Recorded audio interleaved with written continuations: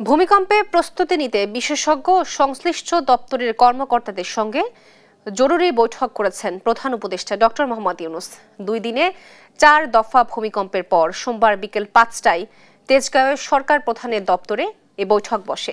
এতে রাজধানী সহ সারা দেশের ঝুঁকিপূর্ণ ভবন উদ্ধার সক্ষমতা, জরুরি প্রতিক্রিয়া পরিকল্পনা এবং সাধারণ মানুষের নিরাপত্তা নিশ্চিত করতে করণীয় বিষয়ে আলোচনা হয়।